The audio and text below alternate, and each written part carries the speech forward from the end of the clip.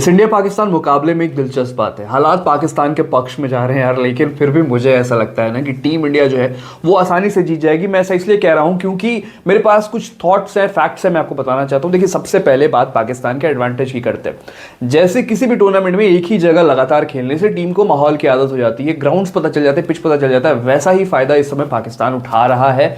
कोलंबो की परिस्थितियों में सेट हो चुका है, वो ट्रैवल नहीं करना पड़ रहा है उसे, और पिच का व्यवहार अच्छी तरह समझ रहा है। इंडिया पहुंच रहा है कोलंबो, श्रीलंका पहुंच चुका है, मैच होने वाला है। बड़े मैच में ये चीजें बहुत बड़ी मानसिक बढ़त देती है, जो भी पाकिस्तान को मिलती हुई दिखाई दे रही है।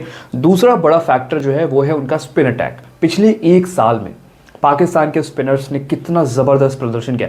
आप विकेट की बात कर लो, आप औसत की बात कर लो, इकोनॉमी की बात कर लो, तीनों में असरदार। टीम में कोई बहुत सारे विकल्प, उनके पास ऑप्शन है बहुत सारे, अलग अलग स्टाइल, वैरायटी। उस्मान तारिक, जिस मैदान पर मैच खेला जाना है वहां की पिच आमतौर पर स्पिन को बहुत मदद देती है। गेंद कभी टर्न करती है, कभी रुकती है और कई बार नीचे रह जाती है। ऊपर से बाउंड्री इतनी लंबी है कि हर गेंद पर आप बड़ा शॉट लगाने जाओगे, आउट हो जाओगे, इतना आसान है नहीं। बड़े प्लेयर्स के लिए अभिषेक शर्मा, ईशान किशन, सूर्य कुमार यादव, हार्दिक पांड्या के लिए आसान नहीं होगा। शिवम दुबे। भारत की चुनौती यहीं से शुरू होती है कि पिछले कुछ समय में टीम का टेम्पलेट बहुत आक्रामक रहा है। तेजी से रन बना रहे हैं टीम, विपक्ष पर 250, 255, 260 का दबाव डाल दे रहे हैं। लेकिन ऐसे पिच पर वही तरीका हमेशा सफल नहीं होता। स्पिन के सामने अगर धैर्य नहीं रखा गया तो डॉट बॉल्स बढ़ सकती है और दबाव जो है पूरे तौर पे इंडिया पे दिखाई देने लगेगा। पाकिस्तान की ताकत यह है कि उनके पास कई स्पिन विकल्प मौजूद हैं। अगर एक गेंदबाज पर हमला करती है टीम इंडिया, एक गेंदबाज को टारगेट करती है, तो दूसरा उनका जो है ना स्टाइल आ जाता है, उस्मान तारिक के तौर पे या कोई और स्पिनर पहुंच जाएगा। इसलिए बल्लेबाजों को ना शॉट चुनने में बहुत अटेंशन देना पड़ेगा। अब सवाल यह है कि भारत को मैं आगे क्यों बोल रहा हूं कि भारत मैच जीत जाएगा। इतनी सारे चैलेंजेस के बावजूद भी भारत मैच जीतेगा। देखिए, खिलाड़ी दर खिलाड़ी तुलना में भारतीय टीम अभी भी थोड़ी मजबूत दिखाई देती है। साथ ही प्लेइंग 11 के कंडीशंस के हिसाब से बदलाव देखने को मिल सकते हैं, जैसे अतिरिक्त स्पिन विकल्प जोड़ना या कॉम्बिनेशन संतुलित करना।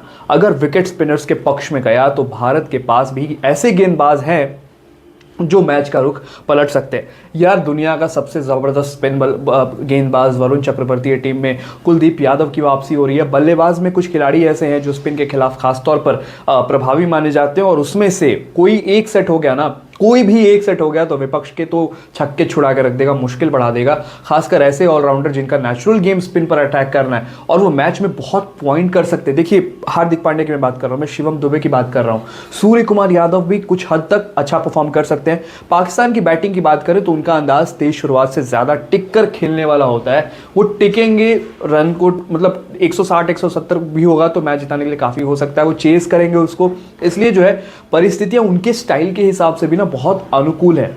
मौसम की संभावना, लगातार कमेंट्स में पढ़ रहा था लोगों के कि बारिश मत हो जाए, बारिश होगी, नमी आएगी, बादल रहने से पिच और धीमी हो सकती है, जिससे गेंद रुक कर आएगी और टाइमिंग करने में ना बैट्समैन को बहुत मुश्किल होने वाली है। ऐसे हालात में भारत के लिए सही रणनीति यही होगी कि तेज गेंदबाजी पर मौका मिलते ही जो है वो हमला करे।